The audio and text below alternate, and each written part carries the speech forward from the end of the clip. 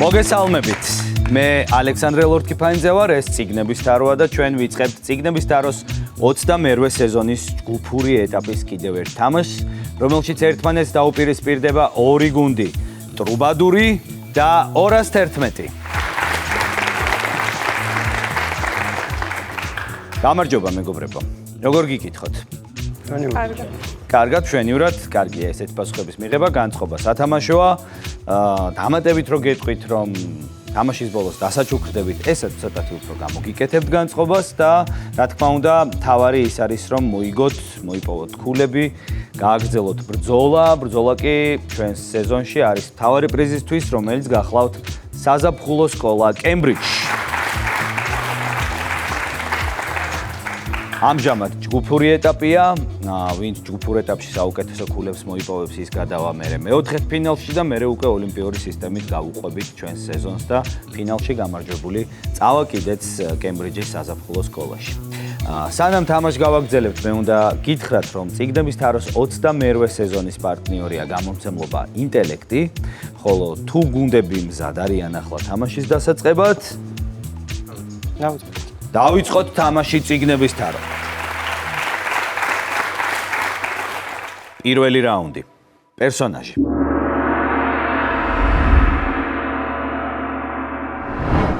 გამოიცანით პერსონაჟი, რომელიც გასული საუკუნის ბოლოს გამოჩნდა. გმირი თანატოლებს შორის განსაკუთრებული ინტელექტითა და შრომის მოყვარეობით მიიჩნევა. ჰერმიონა გრეინჯერი იყოს რა. იყოს პირველივე თამაში, პირველივე წინადადებაზე, პირველივე ქულების. იყოს რა, რას გარგავრო. ვახ, რანაირი რისკიანი ნაბიჯია. შრომის მოყვარე, ჭკვიანი გმირების მეტი რა არის მსოფლიო ლიტერატურაში. ჰერმიონაც ხომ ერთ-ერთია. ჰერმიონს ერთ-ერთია და ამჯერად სწორი პასუხია ეს, ნამდვილად არის ჰერმიონ გრეინჯერი.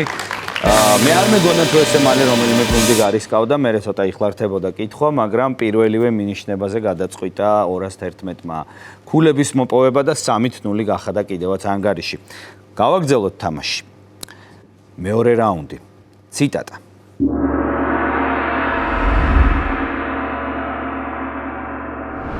თებერვალში სახელოსნოში უკანასკნელად ვისხედით. გაყიდვა მოგვიწია. ახლა აუქციონერს ველოდით, რომ დარჩენილი ნივთები და მანქანაც ფულად გვექცია. გაზაფხულიდან პატარა საავტომობილო ფირმაში ავტომრბოლელობას აპირებდა. მე კაფე ინტერნაციონალში დავრჩი. თან ვეცდებოდი დღის განმავლობაში კიდევ რამე საქმე მეშოვა, რომ მეტი ფული გამეკეთებინა. ეზოში ნელ-ნელა ხალხი მოგროვდა. 211. რემარკის სამი მეგობარი ხომ არ არის? სამი მეგობარი. კი. სახელოსნო, ავტოსახელოსნო, ბოლა ძანგავდა. მანქანაც? კი. არის მანქანა ამ რომანში? კი. რა ქვია გახსოვს? კარლი, ხო. ვახ, მოაქვს კოკას წყალი, კლავას და კლავას 211-ისთვის ეს სამი მეგობარია, ნამდვილად და 6-0 ხდება შედეგად ანგარიში კიდევ უფრო წინ გადის გუნდი 6-0. მე ჭიმაქვს რომ ჩნდება აქეთაც ვერსიები, მაგრამ უფრო ნაკლებ რისკიანად თამაშობს ჯერჯერობით ტრუბადური და შემდეგ რაუნდებში მეტად გირჩევთ გარისკოს. მესამე რაუნდი, დოკუმენტური.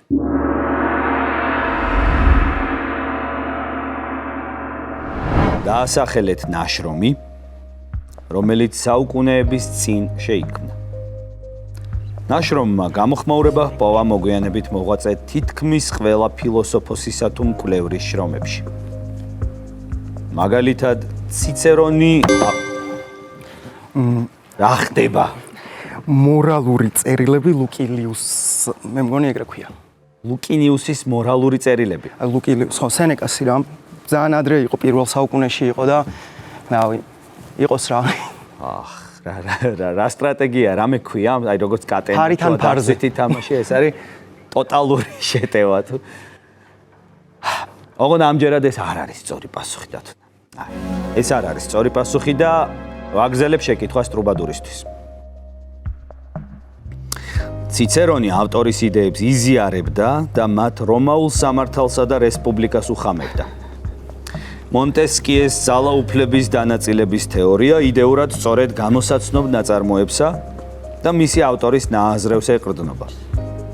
ნაწარმოების შექმნამდე ავტორმა 158 ქალაქ სახელმწიფოში არსებული მდგომარეობა საფუძვლიანად შეისწავლა. მათ შორის სოციალურ-ეკონომიკური წყობილების მახასიათებლები და თავისებურებები. პირველად, სწორედ გამოსაცნობ ნაწარმოებში გვხვდება ადამიანის, როგორც ზონ პოლიტიკონის, ანუ პოლიტიკური ცხოველის განსაზღვრება. ბოლოს კი გეტყვით, რომ 8 ნაწილისგან შემდგარი ეს ნაშრომი სახელმწიფოსა და მისი მართვის შესახებ შექმნილ პირველ სახელმძღვანელოდ ითვლება. ვერსია არ არის 30 წამი ფიქრისთვის ტრუბადურს.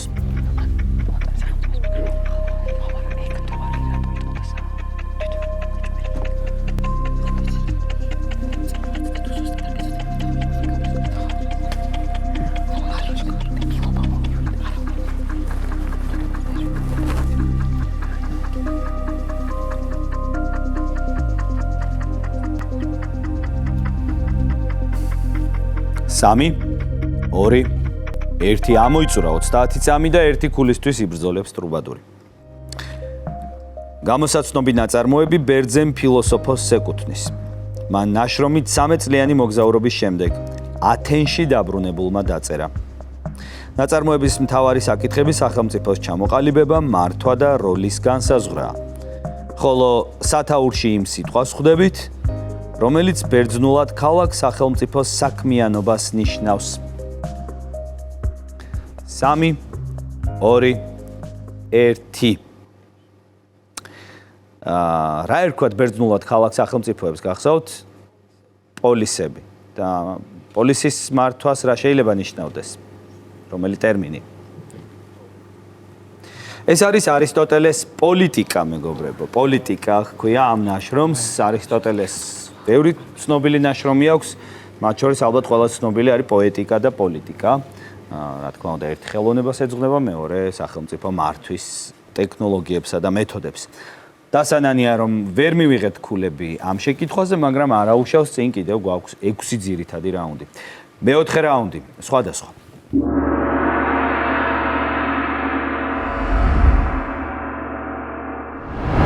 დაასახელეთ ტოპონიმი, რომელიც მრავალი საუკუნეა არსებობს. თითქმის 1000 წლის განმავლობაში მასზე კონტროლის მოსაპოვებლად მრავალი ქვეყანა, მათ შორის ყველაზე ხშირად მონღოლეთი და ჩინეთი იბრძოდნენ. სწორედ ამ უკანასკნელს ეკუთვნის იგი დღეს. ტიბეტი. ტიბეტი. კი. რატომ, ნიკოლა? იმიტომ რომ ჩინეთს ეკუთვნის ახლა და ხო ბრძოლები მადვიდეს და ტერიტორიულად შემთხვევა. და ბრძოლა არის ხოლმე ტიბეტის დამოუკიდებლობისთვის. როგორც მახსოვს, დიახ. კიდევ სამი ქულა არ არის შორს თქვენგან, იმიტომ რომ ეს არის ტიბეტი ნამდვილად. ტიბეტის სწორი პასუხია, ტიბეტი გამორჩეული რეგიონია, ჩინეთის შემადგენლობაში შედის, მაგრამ საკმაოდ განსხვავდება მისგან კულტურულად და ძალიან ხშირად არსებობს ტიბეტის დამოუკიდებლობის შესახებ დისკუსია, იმიტომ რომ მრავალი წლის განმავლობაში ცდილობდა ტიბეტი დამოუკიდებლობის მოპოვებას. ლიტერატურაში ძალიან ხშირად ინტერესდებიან ხოლმე ავტორები მისი ფილოსოფიით, რელიგიით და ასე შემდეგ და ტიბეტი არ არის შორს იყო ლიტერატურული მინიშნება ამ შემთხვევაში. სამი ქულა კიდევ 211-ს და მივადექით მომენტს, როდესაც ცოტა მეტი ცოდნაც უნდა შევიძინოთ. ამიტომ მოდით ნახოთ ჩვენი შემეცნებითი ვიდეო რგოლი. შვეიცარიაში ემიგრაციაში მყოფი ერიხ მარია რემარკი 1926 წელს თავის ერთ-ერთ გამორჩეულ რომანს სამ მეგობარს წერს. წერის პროცესში ავტორი ტექსტში ახსოვს საკუთარ მტკივნეულ გამოცდილებას, პირველი მსოფლიო ომის შემდგომ ტრამვებსა და ომის საწინააღმდეგო პოზიციას. ნაწარმოები სამ ომ გამოვლილ მეგობარზე მოგვითხრობს, რომლებიც რთულ პერიოდში ავტოსახელოსნოს ამუშავებენ. კრიტიკოსებმა წიგნი მალევე აღიარეს სენტიმენტალიზმისა და მკაცრი რეალიზმის უბადლო აღწერად. სასოწარკვეთის ფონზე ნამდვილი მეგობრობის და უანგარო სიყვარულის წარმოჩენით, რომალი მსოფლიო ლიტერატურის კლასიკად და ჰუმანიზმის სიმბოლოდ იქცა. ბრუნდებით თამაშში და ის დროა რომ გავაგრძელოთ ჩვენი შერკინებას კი ვაგრძელებთ მეხუთე რაუნდით. ვიდეო შეკითხვა.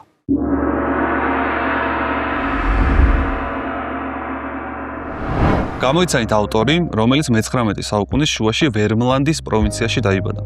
განათლება დედაქალაქში მიიღო და მოგვიანებით მასწავლებლის კარიერაც დაიწყო. სწორედ ამ პერიოდში შედგა მისი სამწერლო დებიუტი. ლიტერატურულ კონკურსზე წარმატების შემდეგ მისი პირველი რომანი გამოიცა, რომელმაც ავტორს სახელი საზღვარგარეთაც გაუთქვა. 1902 წელს მასწავლებელთა ეროვნულმა ასოციაციამ მას მოსწავლეთათვის გეოგრაფიის სახელმძღვანელოს შესდგენას თხოვა.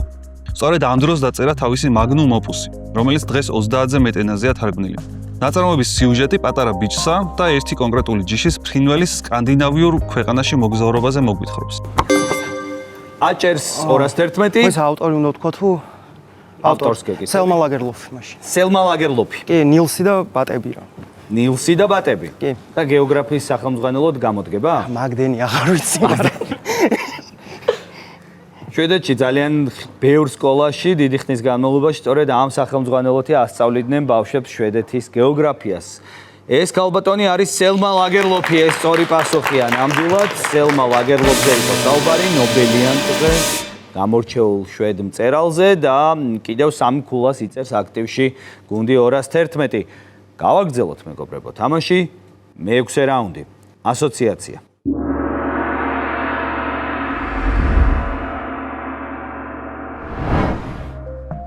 სამოქალაქო ომი, გაქცევა, ქარიშხალი, საიდუმლო კუნძული? კაია. არ გიყვართ კითხვის მოსმენა ზოგადად, ხო? ანუ გუნდში ესეთი მიდგომა გაქვთ, რომ აუ რა მოისმენს მაგას პრობლემს. მოდი იყოს რაც პირველი დააჭირე კაცო რაც არის პირველი ვეზეთ, წავდე ხა ამის ბოლომდე მოსმენა. ეს არის საიდუმლო კუნძული, ეს სწორი პასუხია ნამდვილად. ჟიულ ვერნის საიდუმლო კუნძული, სამოქალაქო ომი, გაქცევა და ქარიშხალი საკმარისი აღმოჩნდა ნიკოლასთვის, რომ დაეჭერა ღილაკზე ხელი და მოეპოვებინა ქულები. სულ მგონია, რომ მეტოქესთანაც არის ვერსიები, მაგრამ რა გვაკლდება? ეხლა არა. ოკეი, მაგრამ წინებზე ხო იყო? რა გვაკლდება? რაღაცა რისკი? ალბათ. კაი. მოდი ტრუბადური გავამხნევოთ აპლოდისმენტებით და გავაგრძელოთ ჩვენი თამაში, მე-7 რაუნდი. ავტორი.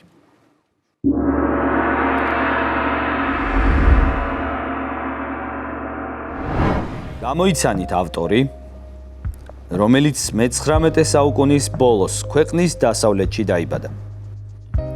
გიმნაზიის დასრულების შემდეგ სწავლა ფილოლოგიის ფაკულტეტზე განაგრძო. სტუდენტობის წლებში აქტიურად დაიწყო ლიტერატურული მოღვაწეობა. რედაქტორობდა რამდენიმე ჟურნალსა და გაზეთს. ადრეულ ეტაპზე მის ლექსებში იკვეთებოდა დადაიზმი, სიმბოლიზმი და ფუტურიზმი. თუმცა სახელისუფლებო ზეწოლის შედეგად მან ადრეული შემოქმედება უარყო და ახალგაზრდული პოეტური მისწრაფებები მოინანია. გარდა წერისა, რუსულიდან და ფრანგულიდან თარგმნიდა პუშკინის, ბუნინის, არაგონისა და სხვათა ნაშრომებს. 1917 წლის ნოემბრიდან იყო ეროვნულ-დემოკრატიული პარტიის მთავარი კომიტეტის წევრი. ბოლოს კი გეტყვით, რომ გამოსაცნობი ქართველი პოეტი ბიძაშვილის მსგავსად აუ, ეხლა რომელია მაგორიდან? აბა გისმენთ, ვინ არის ეს პოეტი? ეს არის ტიციან ტაბიძე. ტიციან ტაბიძე. ბიძაშვილის მსგავსად რა? რაღაცა რა, ბიძაშვილის სხვა არ მახსენდება, დედას გეფიცე. სხვა ბიძაშვილები არ გაგახსენდა, მაგრამ აირჩიეთ ამ ორიდან ტიციან ტაბიძე. ბიძაშვილის მსგავსად ჭყვიშში დაიბადა, მისი გარდაცვალების ადგილი კი უცნობია. ეს არის ტიციან ტაბიძე, ეს სწორი პასუხია. ეს არის ტიციან ტაბიძე, მისი ბიოგრაფიის სხვადასხვა დეტალებს აღვნიშნავდით და რა თქმა უნდა, მისი ცნობილი ბიძაშვილი არის გალაქტიონ ტაბიძე და ერთ სოფელში დაიბადნენ ორივენი. ეს კიდევ 3 ქულა 211-ის აქტივში, ჩვენ კი იზღა დაგვრჩენია, რომ ჩვენში კინომანი გავაღვიძოთ და გადავიდეთ შემდეგ რაუნდზე. მე-8 რაუნდი, ეკრანიზაცია.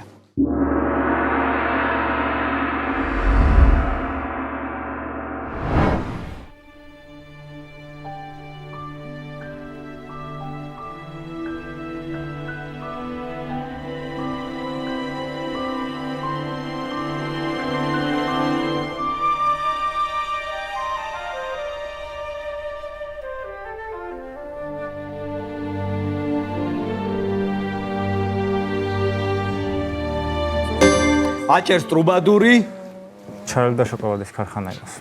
ჩარლი და შოკოლადის ქარხანა. რამე გეცნოთ ისეთი ლუკა? აუ, რაღაც ანუ უბრალოდ ატმოსფერო თუ რამე კონკრეტული დეტალი? ხო არ არის, შეიძლება ახალი ატმოსფერო. ეს არ არის სწორი პასუხი სამწუხაროდ. სამწუხაროდ არ არის საუბარი ამ ნაწარმოებზე. გააგრძელოს ყურება 211-მა.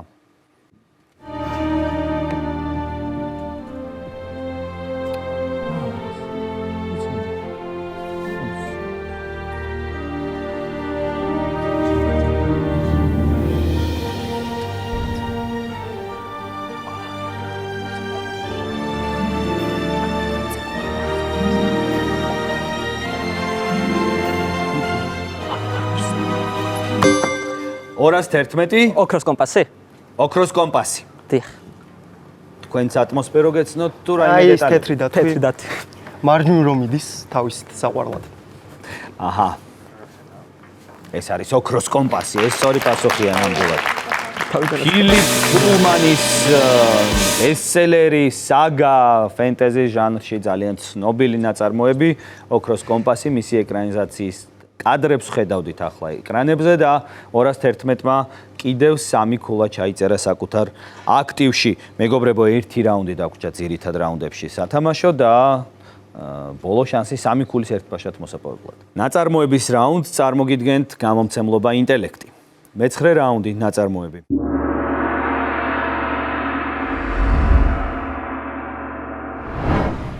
გამოიცანით ნაწარმოები, რომელიც გასული საუკუნის 30-იან წლებში გამოიცა.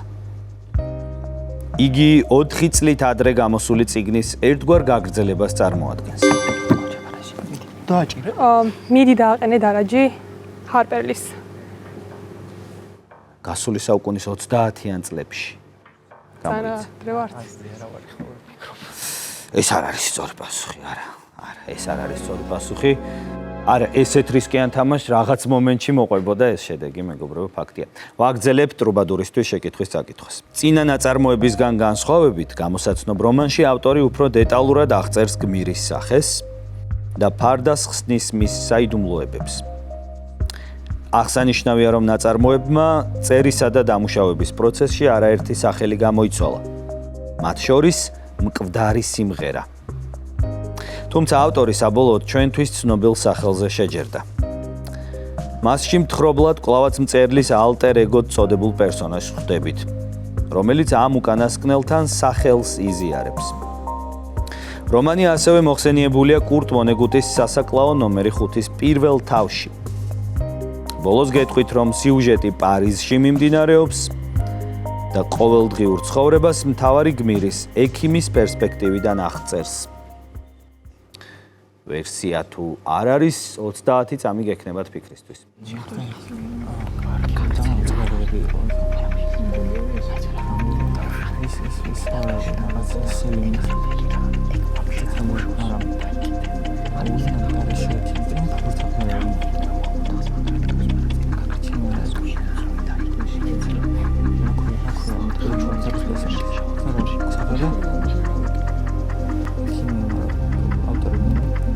სამი, 2, 1 ამოიწურა 30 წამი დამატებით მინიშნებას საგიკითხოთ.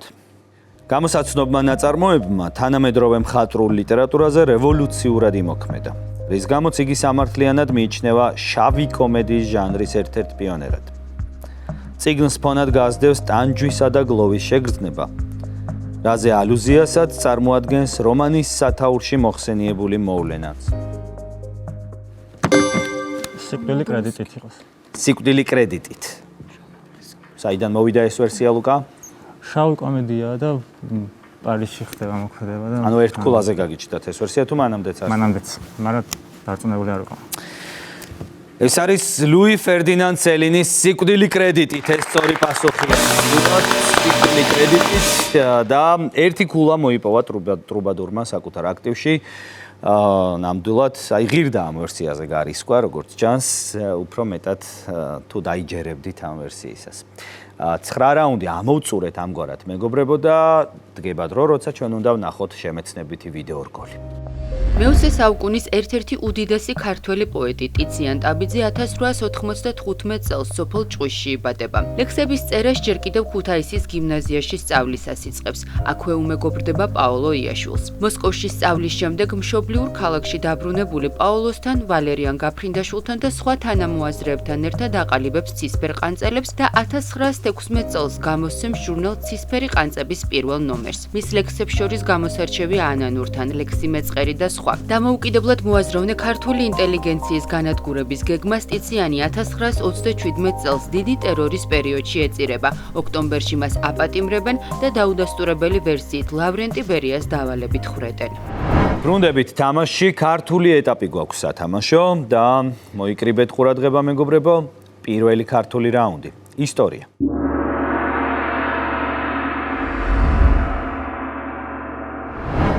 დაასახელეთ მოვლენა, რომელიც მე-18 საუკუნის 60-იან წლებში მოხდა. მას წინ უძღოდა ქართლის თავადთა დასის უკმაყოფილება მათ სამეფოში კახეთის შტოს წარმომადგენლის ერეკლე მეორის გამეფებაზე. მოვლენის მონაწილენი ვინმე მარკოზაშვილის ბინაში ლევან ბატონიშვილის შეთქმულება? ლევან ბატონიშვილის შეთქმულება არის ნიკოლა შენი ვერსია. კი. ლევან ბატონიშვილის შეთქმულება. ზუსტად არ მახსოვს. ზუსტად არ გახსოვს. გავრისკე. მაგრამ ამ პასუხს აფიქსირებ. დიახ. ეს არ არის სწორი პასუხი. ეს არ არის სწორი პასუხი. ტრუბადურისთვის გავაგრძელებ.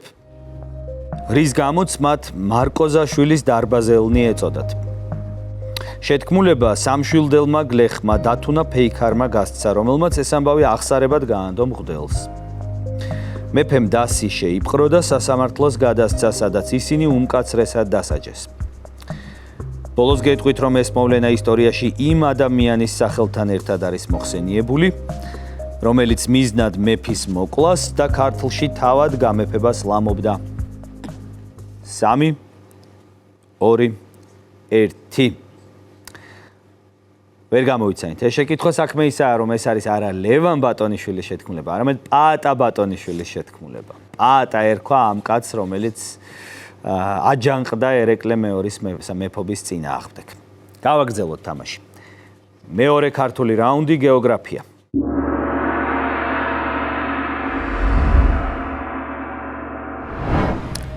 დაასახელეთ ის, რაც დასავლეთში მუნიციპალიტეტის ცენტრიდან 10 კილომეტრში მდებარეობს.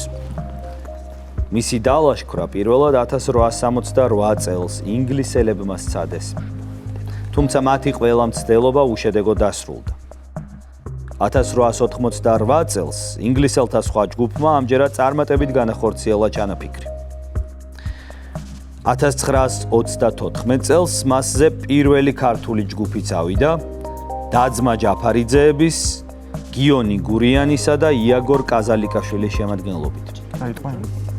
სამხრეთით ურთულესი კედლით პირველად უშბა. უშბა. კი ბატონო. და არა რომელიმე სხვა მწვერვალი დათუნა. არა. ეგ იყოს. იმიტომ ერთი მხარე რთული ასასვლელია, როგორც მახსოვს რა. ურთულესი ასასვლელი აქვს ერთი ფერდი ნამდვილად, რომლითაც დაილაშქრა კიდევაც უშბა. ეს სწორი პასუხია. ეს არის უშბა. პირველად ამ ურთულესი კედლით ასვლა გაბრიელ ბექნუ და ბესარიონ ხერგიანებმა, ჭიჭიკო ჩართოლანმა და მაქსიმე გვარლიანმა შეძლესო, სხვათა შორის. მესამე ქართული რაუნდი კულტურა.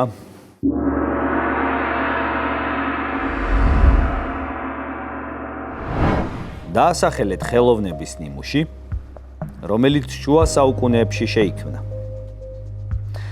ცნობილია, რომ თურქ-სელჩუკთა შემოსევების დროს დავით აღმაშენებელმა შენარჩუნების მიზნით ის ტრადიციული სამყოფელიდან გელათის მონასტერში გადააბრძანა.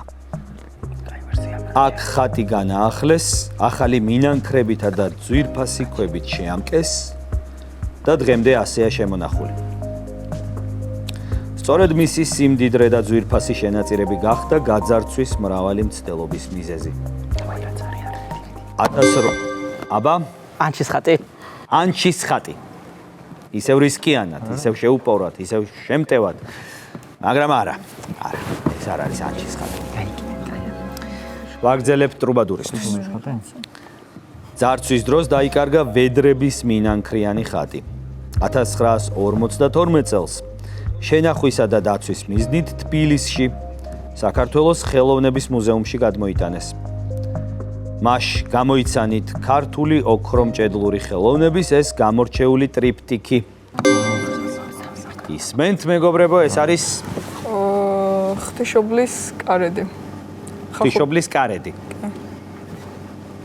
ვარ დააზუსტებთ ანანო? ხახულის ღვთისმშობლის. აი ეს კი სწორი პასუხია. ხახულის ღვთისმშობლის კარედი. ამომწურავი პასუხია, უბრალოდ ხახულის ხატსაც ჩაგითვლიდით ამ შემთხვევაში, მაგრამ ძალიან ზუსტად დაასახელა ანანომ რა ეწოდება ამ შესანიშნავ ხატს. ეს ორი ქულა ტრუბადურის აქტივში და მივადექით ზოგად რაუნდებს ვიფასო მოთამაშეებო, ხელოვნების რაუნდზე მოთამაშეები დატოვეთ. ანანო, ნიკოლა, პირველი ზოგადი რაუნდი. ხელოვნება.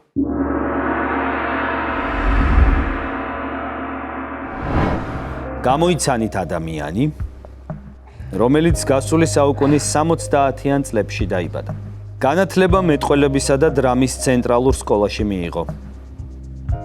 მაყურებლის ყურადღება განსაკუთრებით The Office-ის ბრიტანულ ვერსიაში ტიმ კენტერბერის როლის შესრულებით მიიპყრო. კომედიის შემდეგ ბედი დრამაშიც სადაც ანალოგიურად წარმატებული კარიერა გამოუვიდა. სხვა მრავალ ჯილდოსთან ერთად გამოსაცნობი მსახიობი ემის, ბაფთასა და კინომსახიობთა გილდიის პრიზის მფლობელი და ოქროს გლობუსის ნომინანტია. ბოლოს გეტყვით, რომ ლიტერატურის მოყვარულებში მან ორი როლით გაითქვა სახელი. ერთი BBC-ს შერლოკში მარტინ ფრიმენი. ეს არის მარტინ ფრიმენი, ეს სწორი პასუხია, ნამდვილად. შერლოკში ექიმი ვოტსონი ითამაშა, მეორე რომელი როლია? ჰობიტი ბილბო. ჰობიტი, რა თქმა უნდა, ჰობიტის ტრილოგიაში ბილბო ბეგინსი შეასრულა მარტინ ფრიმენმა. მეცნიერების რაუნდზე მოთამაშეებს უხმეთ. ლუკა, ანი, მეორე ზოგადი რაუნდი, მეცნიერება.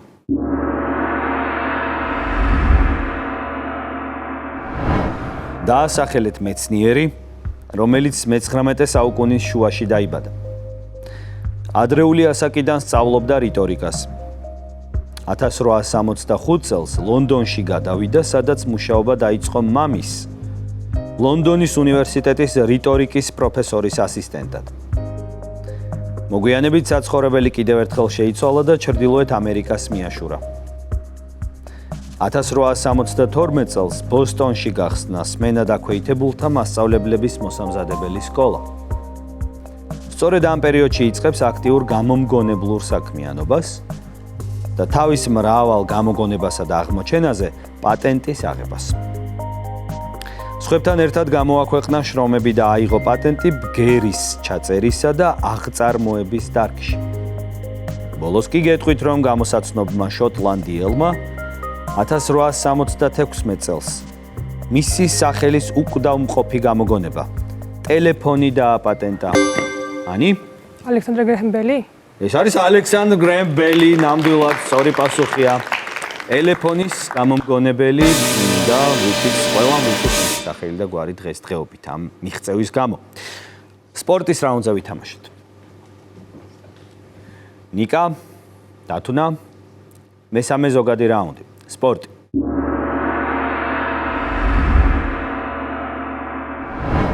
დაასახელეთ კოლექტივი, რომელიც გასული საუკუნის 10-იან წლებში შეიქმნა. 1978 და 1988 წლებში მოიგო ადგილობრივი რეგიონული ჩემპიონატი. ახალი ჩემპიონატის შექმნის შემდეგ 15-ზე მეტი სეზონის განმავლობაში კლუბი სტაბილურად კარგად ასპარეზობდა. თუმცა 2006 წლიდან დაღმასვლა დაიწყო და თავი რანგით მესამე ლიგაში ამოჰყო. ამის შემდეგ კლუბმა არაერთხელ მათ შორის ბოლოს 2023 წლის სეზონში მოახერხა ეროვნულ ლიგაში ამოსვლა. ბოლოს გეტყვით, რომ საქართველოს ეროვნული ჩემპიონატის პირველი გათამაშების გახსნითი მატჩის გამარჯვებული ეს საფეხბურთო კლუბი ერთ-ერთ პირველ ქართულ საფეხბურთო კლუბად და ხშირად ქართული ფეხბურთის აკვნად მიიჩნევა. 3 2 1 აი სულ პირველი თამაში სწორედ ამ გუნდმა მოიგო დღეს რთული პერიოდი უდგას, მაგრამ მაინც ისტორიული კლუბია. ეს არის ფოთის კოლხეთი, მეგობრებო, ფოთის კოლხეთი. კეთილი. გავაგრძელოთ ჩვენი თამაში. მე მაყურებელს შევახსენებ, რომ წიგნების თაროს 22 სეზონის პარტნიორია გამომცემლობა ინტელექტი. ახლა კი მოდით ნახოთ ჩვენი ვიდეო რგოლი.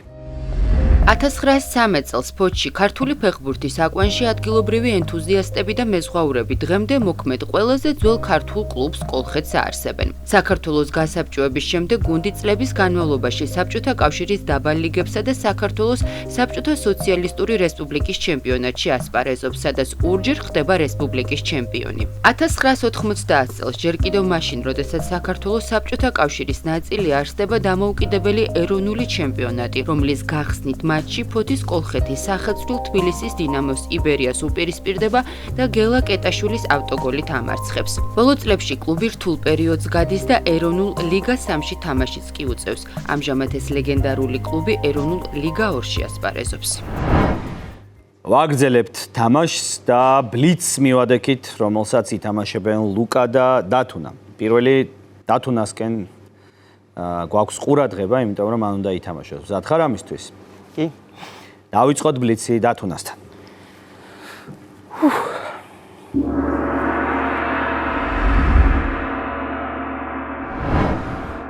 დავიწყოთ. სადაური მწერალია კამილო ხოსესელა. ესპანელი. სწორედ ვისი გრაფიკული რომანია მაუსი? შპინდომანი. სწორედ ვინ არის ერთმანეთისთვის გარგანტუა და პანტაგრუელი? ძმები. მამაშვილი ლინდგრენთან არსება ბატონ ნილსონი? მაიმუნი. სწორედ ვისი პოემაა განთიადი? ისა შემდეგი. აკაკის ჯეკ კერუაკის თარმის? მაწანწალები. სწორედ კომიქსებში ვისი ნამდვილი სახელია სლეიდ უილსონი? შემდეგი. დესტროუკის რის დასრულზე გვიამბობს არტურ კლარკი? შემდეგი. ბავშვობის ვის გასაჭირზე მოგვითხრა დავით კლდიაშვილმა? დარსპანის. სწორედ რომელ საუკუნეში დაიწერა ლამაზი მეგობარი? მე-19 ვის სიკვდილზე გვიამბობს კარლოს ფუენტესი? შემდეგი. არტემიო კრუსის ერნსტ კლაინის პირველ მოთამაშე? მოემზადე. სწორედ ვის კამარზე მოგვითხრა აკამორჩილაძემ? დავით შემდეგი. მესაიდუმლის რომელი მწერლის პერსონაჟია რიკ დეგარდი? შემდეგი. დიკის სახელით ვიცნობთ სემუელ კლემენს? მარკ ტვენი. სწორედ იუმასთან ვის საყვარელი ქალია კონსტანცა ბონასიე? დარტანიანი. სწორედ მიშელ ობეკის კუნძულის?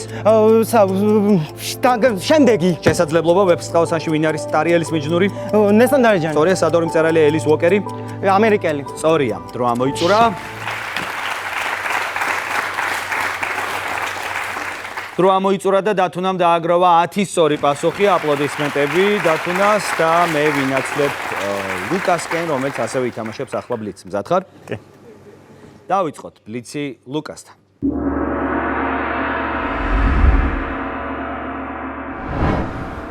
დავიწყოთ. სადაური მწერალია ვიქტორ ჰიუგო? ფრანგი. სწორედ ვისი გრაფიკული რომანია პერსეპოლისი? სატრაპი. სწორედ ვინ არის ერთმანეთისთვის მატეო და ფორტუნატო? მამაშვილი. სწორედ ლუის და რა არსება ასლანი? ლომი. სწორედ ვისი პოემაა ჩრდილი? ილია. სწორედ ჯეკ კერუაკის დიდი? სური. სწორედ კომიქსებში ვის ნამდვილი სახელია ვეიდ უილსონი? ფლეში. დედპული როგორ მატერიაზე გვიამბობს ბლეიკ კრაუჩი? სწორედ ვის ღორებზე მოგვითხრა დავით კლდიაშვილმა? სწორედ ვის ახასრულზე გვიამბობს ნიკ კეივი? ბავშვობის. ბანი მანროს რუტა სეპეტისის რუხ ჩრდილებს? შემდეგი. შორის ვის მდუმარე ყურძე მოგვითხრა აკამორჩილაძემ? შემდეგი. დიქსლის რომელი მწერლის პერსონაჟია დენიელ ბუნდევისი? შემდეგი. ჰაინლაინის რას ხელით ვიცნობთ ანრი მარი ბეილს? სტენდალი. სწორედ იუმასთან ვის საყვარელი ქალია მერცედესი? გრაფინოტრისტა. სწორედ მიშელ ველბეკის ელემენტარული? ნაწლაკები. სწორედ ვეფხისტყაოსანში ვინ არის ავთანდილის მიჯნური? ტინატინი. სწორედ სადორი მწერალია ტონი მორისონი? ამერიკელი. სწორედ რომელ საუკუნეში გამოიცა თამაში ჭვავის ხანაში? მე-20. სწორედ ბურატიონში რა არსებაა ტორტილა? კუ. სწორედ რომელ ქვეყანაში გაიცემა პულიცერის პრემია? ამერიკა. სწორედ ირაკლი ჩარკვიანი 7? არ ვიცი. ცურვა რომელ ქალაქში მიმდინარეობს ტრიუმფალური თაღის მოქმედება? სწორია ტოლკინთან რომელი არსებები ცხოვრობენ შაირში? ჰობიტები. სწორია. რო ამოიწურა და ლუკამ დააგროვა 18 სწორი პასუხი. აპლოდისმენტები ლუკას და დაუბრუნდით მოთამაშეების სათამაშო ადგილებს და გამოვაცხადებთ საბოლოო ანგარიშს. ამგვარად დღევანდელ თამაშში ანგარიშით 35-23 იმარჯვებს გუნდი 211. აპლოდისმენტები 211. მეგობრებო, კიდევ მინიმუმ 2 თამაშის ჩატარება მოგიწევთ თქვენ ჯგუფში, რადგან ეს თამაში მოიგეთ, მეტი შანსია რომ მეტი თამაშისაც, მაგრამ მე ნებისმიერ შემთხვევაში წარმატებებს გისურვებთ. აპლოდისმენტები დაიმსახურეთ ნამდვილად. და აპლოდისმენტები დავუკრათ გუნდ ტრუბადურს, რომელსაც სიმართლე ითქვას დღეს არ წაუვიდა ის თამაში, რომელიც მათ შეუძლიათ რომ აჩვენონ და არაერთხელ ინდივიდუალურად უჩვენებიათ ლუკას და ანანოს. ნიკასთვის სიახლე იყო ეს ამბავი, მაგრამ შემდეგი ორი თამაში მე იმედი მაქვს რომ სათქვენო წარიმართება და მოდი გავამხნევოთ კიდევ ერთხელ ტრუბადური უსურვოთ წარმატებები. მაყურებელს დაგემშვიდობებით, რა თქმა უნდა ჩვენ ერთმანეთს შევხვდებით კვლავაც წიგნების თაროში, თქვენ უყურეთ ჩვენს შოუს და უგულშემატკივრეთ გუნდებს საქართველოს ყველაზე მნიშვნელოვან ახალგაზრდულ პროექტში. ნახვამდის.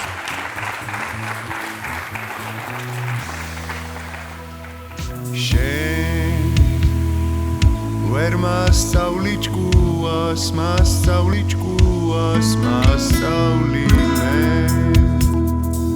ვერ მასწავლი ჭკუას, მასწავლი ჭკუას, მასწავლი. ვერ მასწავლი ჭკუას, მასწავლი ჭკუას, მასწავლი. ან ბან განდონ ჩვენ არა გვაქვს ცილის დრო, εν ვინზენ განგელოდები ჩვენთან.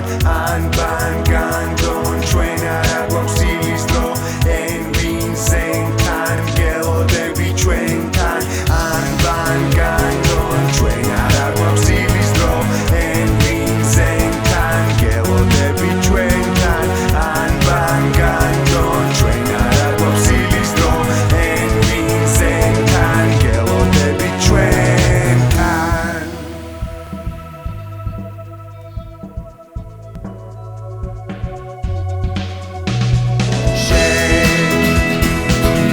ვერ მასწავლი ჭკუას, მასწავლი ჭკუას, მასწავლი.